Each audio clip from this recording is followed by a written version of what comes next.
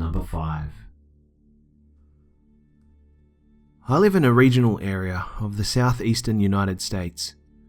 Violent crime is rare in my town, and the community feels relatively secure. However, there was one incident many years ago that still chills me to the bone. A family member of mine is a teacher, and this story was related to her by a colleague. This woman was walking around a track around a school football field one day when she saw a creepy man with a sunken face who was walking the track as well. They passed each other a couple of times, and the woman eventually left, feeling kind of spooked. She later recognized the man on the news. It turned out that he was a serial killer named Gary Michael Hilton. He had kidnapped a woman on a hiking trail in a nearby town, bludgeoned her to death, and then dismembered her body. He was later connected with similar grisly murders, and at one point, police actually discovered trash bags filled with various dismembered body parts. I don't remember all of the details of the case, nor do I really care to, but apparently he got some kind of sick pleasure out of tormenting and eventually decapitating his victims. Some people in the community later reported that they had also seen Hilton in the area. The last I heard, the sick bastard was serving several consecutive life sentences. It chills me to the bone to know that such a twisted person once frequented my quiet little town, where we all feel safe. This is a photo of Hilton. I definitely would not want to meet him down a dark alley. Number 4. This is a true story, one that changed me as a kid, and one that still affects me as an adult. Flashbacks and memories of this event come up often, and even now, as a 20-year-old woman, they can still cause an anxiety attack. I won't go into too much detail about irrelevant things like what I did in the days prior to this event, because they're unimportant, and I honestly don't remember much besides what happened. I'm just here to get this personal horror story off my chest, and maybe find others who have experienced similar happenings. The whole event is still a mystery to me, and I doubt I'll ever get an answer. Anyway, here's the story. This story takes place several years ago when I was about 12 or 13, and my best friend McKenna and I just left home for our church's youth group summer camping trip. The camp was located about 2 hours away from our hometown, and only required a short bus drive to get there. For entertainment, Camp Sharon had an outdoor theatre, rec hall, and sat on the edge of a huge man-made lake used for swimming. Kenna and I had gone to this camp a few summers before, and we always managed to have a good time. I mean, a week away from our parents at a camp where you can pretty much do whatever you want sounds pretty awesome, right? Well, it was at first, and the first few days went by without any incidents. One day, McKenna and I decided to put on our swimsuits and to go hang out around the lake. The camp had a decent-sized dock, and placed on it was a small water slide and 2 tall, sturdy wooden diving platforms. For safety purposes, the lake was divided into 3 areas to make it easier for the counselors to watch over the campers. There was the junior swimming area that only went to about 3.5 feet deep, the regular swimming area that went just a few feet past the juniors, and the high dives were placed over the deepest water. Campers were required to wear life jackets at all times except when jumping off the high dives, so they automatically became the most fun. McKenna and I decided to dive a few times and then go see what there was to do at the rec hall. She took the shorter dive, and I, being the badass I thought I was, took the high dive. Once we climbed up, I saw how high above the water I was, and immediately regretted taking the tallest one. But I was already at the top, and there was a small crowd of campers watching me, and there was no way I was going to wuss out in front of everyone. So, I pinched my nose and leapt off the platform, staying airborne a moment before cutting through the water in a perfect pencil dive. Now, all of this happened within what I estimate to be a total of 10 to 15 seconds, but I remember everything so vividly that it feels, and felt at the time, like it lasted forever. I opened my eyes, but strangely, I didn't immediately head back to the surface. Instead, I let myself sit, completely engulfed in the water. I remember looking up at the green surface and seeing how beautiful the yellow beams from the sun shining through the green water looked. Then, I remember turning around in the water to see one of the huge wooden stilts that helps to hold up the dock. I remember touching its slimy surface with my fingers before noticing something odd. The warmth of the green-tinted water started to fade, and I looked down to see both my legs were up to knee-deep in the cold, black water. I had been sinking, closer to the bottom, without even realizing it. As soon as I noticed, I waved my arms to propel myself toward the surface, when something hidden in the black water latched onto my ankle. I felt fingers wrap around my ankle and squeeze it tightly. Sheer panic overtook me, and I screamed the remaining air out of my lungs. I frantically looked down, but a majority of my leg and whatever was holding it was still in the blackness. With a rough yank, it pulled me further down, and I watched the cold, inky water consume my entire leg. I thrashed my legs in the water, trying to fling whatever had a hold of me off, but I was running out of energy and air. I struggled against it and kicked it a few more times before it finally let go. I launched to the surface, gasping for air and on the verge of tears, but no one else seemed to notice. They were still laughing the day away while I was in a state of pure panic and shock.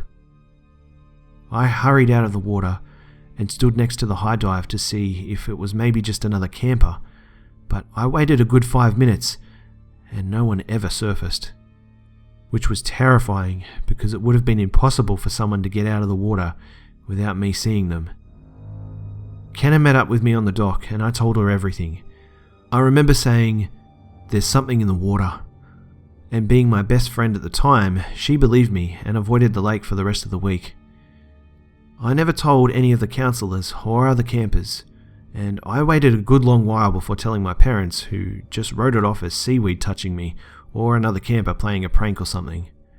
But my question to them is, who would be just chilling at the bottom of the lake? How did they hold their breath that long, and why did they never surface? I know what I felt in the water. I didn't have any cuts or bruises, but I remember the touch of its skin and the feeling of its fingers clamping down on me. It was a hand, and no amount of arguing will ever change my mind about that. It should go without saying that I never stepped foot in that lake again, and the event shook me up so bad I stopped going to camp there altogether. This event, whether it be supernatural or paranormal or just normal, scared me, and to this day I still have a severe fear of the water.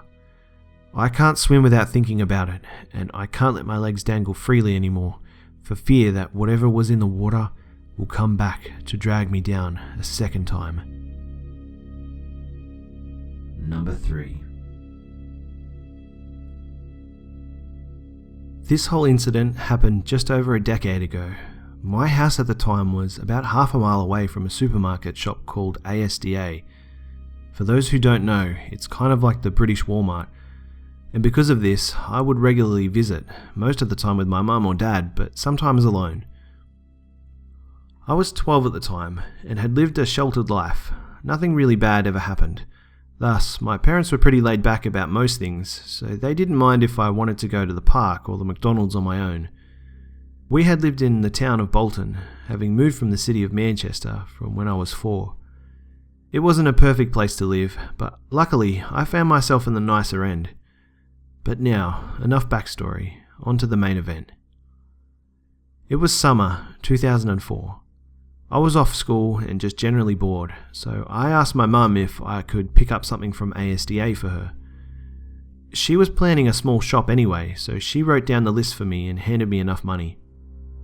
I felt special at this point. When I went to the shops alone, it was usually just for 1 or 2 things, but now I was entrusted with the duty of carrying out a much bigger job. But before I could leave, my little sister Natalie asked if she could go too.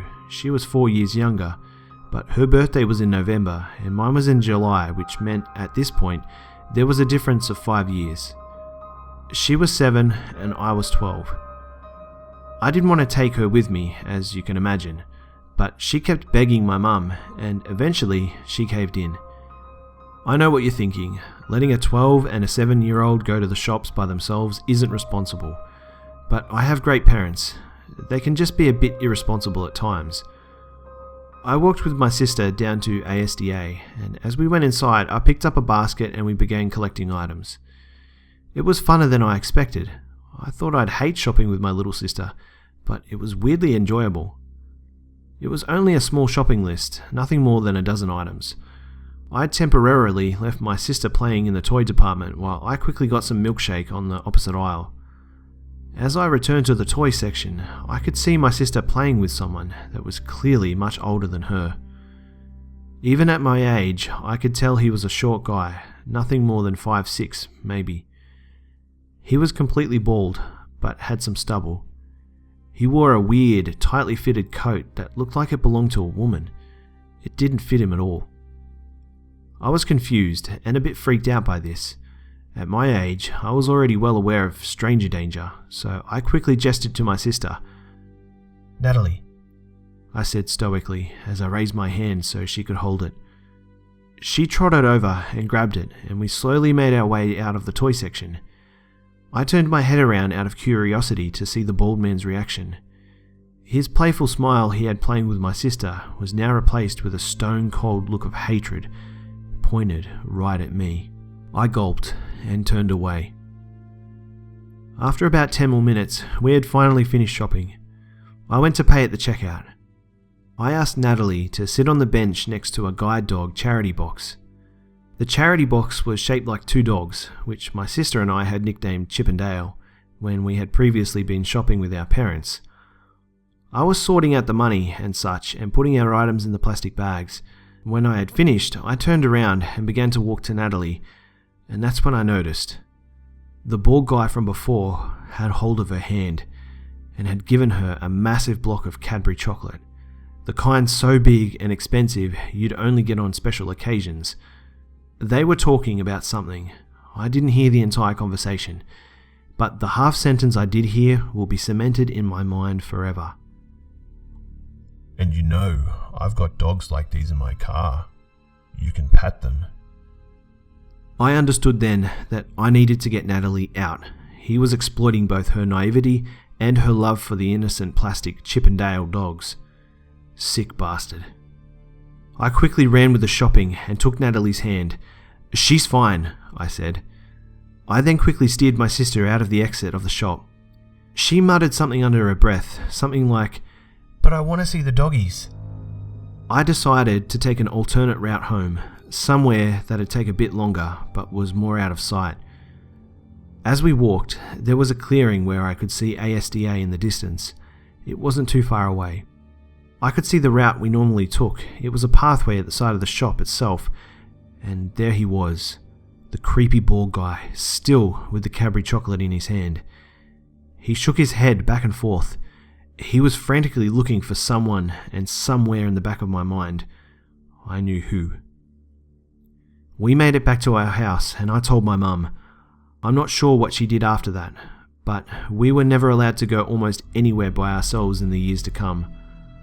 The one good thing that came out of this is that I got a closer bond with my sister.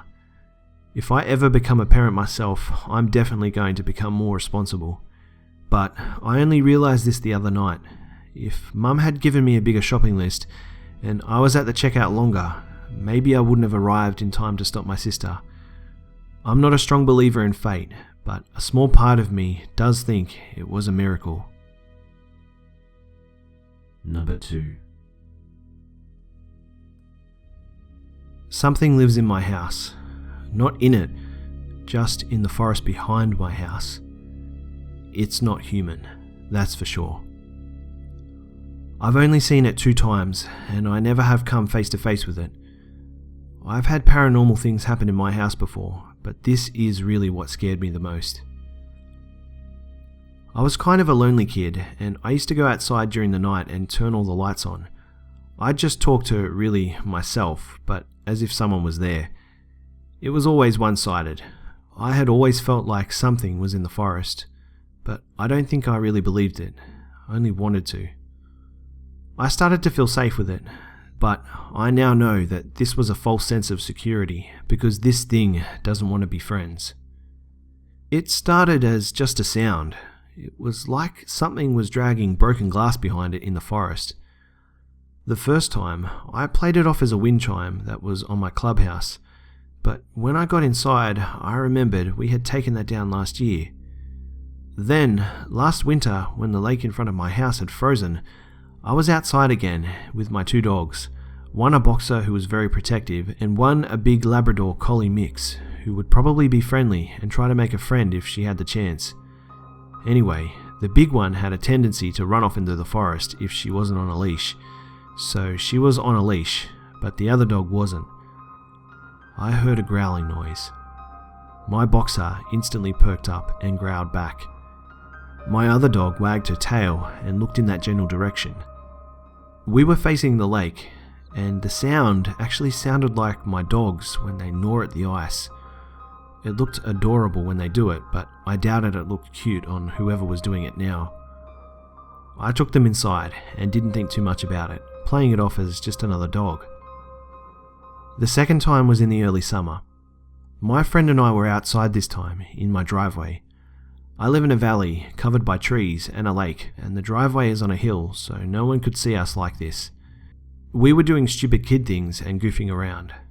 We decided to see who could hang off my basketball hoop the longest. When it was her turn, I sat down on my driveway so I could see behind her into my backyard and the forest. It was probably 80 feet long to the end of my backyard, and only 20 feet off the forest from the side of my house. I was counting rather loudly, and she was giggling with me as I dramatically counted. I looked behind her, and I saw something white. It was the size of a hunched-over human, and it was running faster than any human could, and it came out from behind my house and went into the forest. It happened in a split second, and I sprinted for the door and yelled at my friend to get her ass out of there. I no longer talk to the thing inside my forest. Number 1.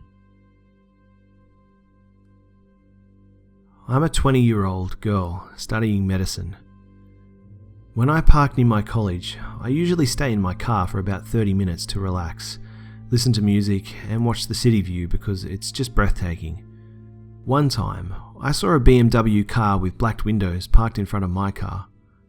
But he was wearing sunglasses, and his car was so shiny and new that I couldn't just stop looking at it. He smiled at me, and I politely smiled back. After some time, I felt uncomfortable because he was getting out of his car and was just staring at me. I turned off my radio and got out of my car and went to the college. I had only one class that lasted 30 minutes that day, and when I got back to my car, that man's car wasn't there anymore. I found it weird because he was in the car while I was in mine, and when I went to the college, he probably drove away.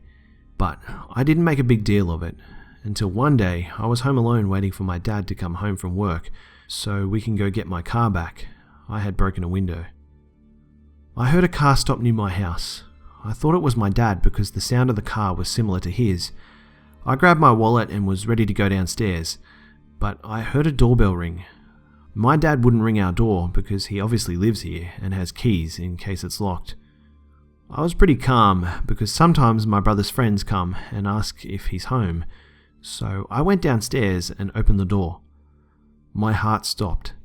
It was the same man from the college parking lot that creeped me out. I asked politely, "May I help you?" He smiled in a creepy way. Then I asked him, "Haven't we met before on a parking lot near Medicine College?" He replied with confidence, "Oh no, I work with your father. He forgot to tell you that he'll be home really late, so he asked me to come and take you to where you need to go." It was weird to hear that. My father always calls me if he has an emergency or he's stuck at work. I almost wanted to shut the door and tell him to back off, but I was way too naive and I believed him. I told him to wait so I could call my dad to make sure he was telling the truth. And as always, when you need something, you can't find it. I couldn't find my phone, and as I was getting ready to go back to the door, I couldn't see him. And then he was behind me, saying, "Oh, there you are. I was looking for you. You were taking so long. I wanted to make sure everything was okay." At this point, I knew he wasn't my dad's co-worker. I can't get away from this, and he's in my house, and I have nowhere to run. I had a plan though. A stupid plan. I offered him a cup of coffee and some pie that I made earlier. I wanted him to stay in my house as long as I could so my dad could come home and help me. It was hard, but I tried not to look worried and had a little chat with him, talking about work and his family. Well, he's a great actor, because he was talking confidently and was very sure about his words, but I knew something was odd about all of this. After he finished his coffee, he said, "We gotta get going, or you're gonna be late."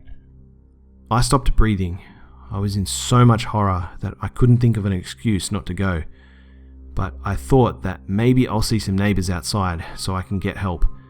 So I replied, "Okay, I'm ready, let's go." You must have seen his face light up, pretty much the same as giving a child a lollipop. I bet he thought I was easy target. Well, yes, I'm short and curly hair, but I don't look 20 and I'm shy, a perfect victim. As we went outside, I saw his car, the same BMW that was near my college, and the same freaking car numbers. There were no neighbours around because obviously everyone was at work, and at that moment I thought I was dead. And that's not the worst thing.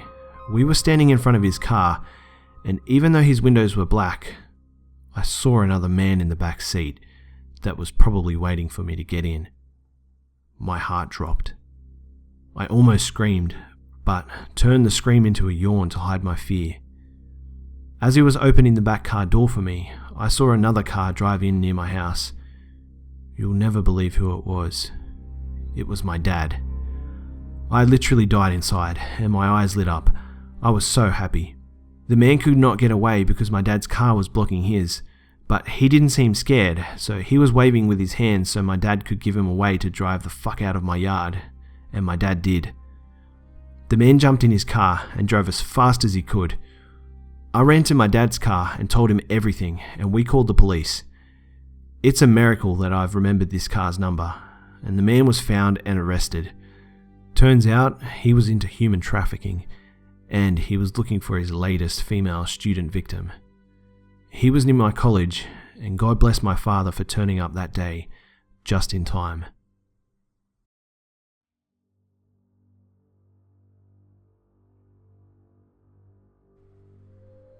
G'day mates, it's B-Buster here. Well, I hope you enjoyed the video guys. A big shout out goes to the Hive members that shared their stories.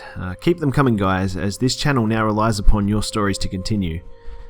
Even if you're not quite confident about your story or your writing skills, email me and we can work together to ensure it's delivered to the Hive well. You can find my email in the description below where you can send me your stories and say hi if you want. It would be awesome if you could like, share, comment and subscribe if you're new. Also, if you have any suggestions on what creepy countdowns you would like to see in the future, please let me know in the comments below, as the series will be underway soon. Thanks so much to everyone for their support lately. With everything that's been going on, it honestly means so much to me to have all of your support. I really value each and every member of the Beehive, and if it wasn't for you guys, I honestly wouldn't be here. So, thanks again guys, and I'll see you mates in the next one.